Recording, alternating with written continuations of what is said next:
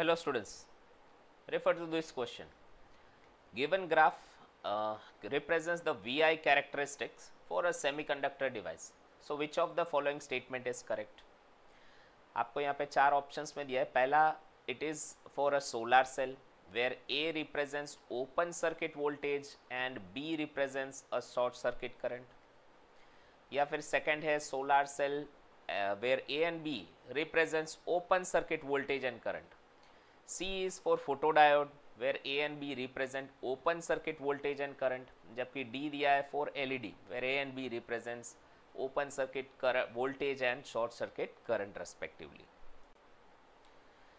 यहाँ पे students, let me first start with the graph of photodiode. Photodiode, as we know, it is always connected in reverse bias. अगर आप इसका VI characteristic plot करते हो, ठीक है, तो आपका ग्राफ कुछ इस तरह का होगा, रिवर्स बायस में होगा. So that means C is not the correct answer. For D, LED.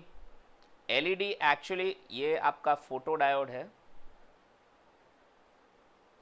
ठीक है, उसके VI characteristics like this way, जबकि एलईडी फॉरवर्ड बायस में कनेक्ट होता है.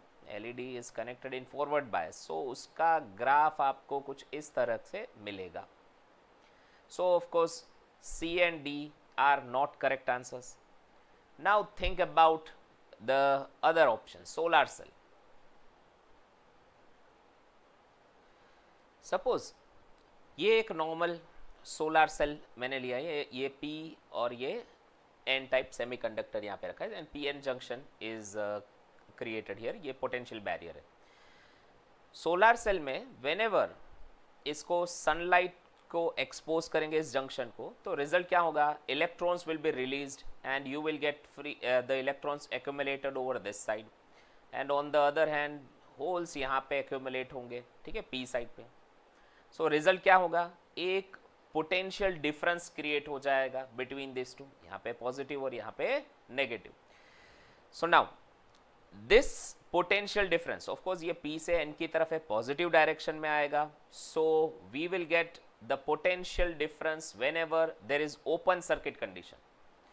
तो आपका पॉइंट A जो है वो पोटेंशियल पॉजिटिव वोल्टेज रिप्रेजेंट करता है इन ओपन सर्किट कंडीशन, ठीक है. Next, what will happen when you connect it और when you close the circuit? देखो, ओपन सर्किट में ऑब्वियस बात है कोई करंट तो फ्लो करता नहीं है. सो ओपन सर्किट में सिर्फ आपको मैक्सिमम वोल्टेज मिलेगा and there is no current. तो वहीं से मैं ये बता सकता हूँ कि आपका ऑप्शन बी यहाँ पे इनकरेक्ट हो गया, ठीक है, वेयर जहाँ पे लिखा था A and B both the points represent open circuit voltage and current. So ये पॉइंट ये गलत हो गया.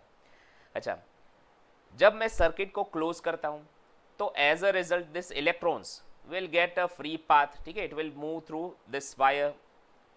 So now here आपका करंट का डायरेक्शन पॉजिटिव टू नेगेटिव आप कन्वेंशनल करंट लेते हो. सो दैट मीन्स हमारा direction of current P to N यहाँ पे आउट ऑफ द सर्किट आएगा, और सर्किट के अंदर करंट का डायरेक्शन होगा N to P, that is in negative direction.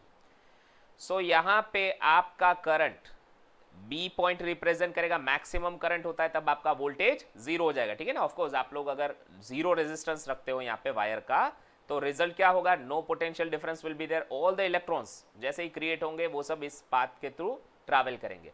If you put a resistance then there will be a potential difference. लेकिन अगर मान लो जीरो रेजिस्टेंस है तो मैक्सिमम करंट होगा विथ जीरो वोल्टेज. तो ये आपका पॉइंट बी जो है वो क्लोज्ड सर्किट कंडीशन रिप्रेजेंट करता है. So that's why the correct answer is option A.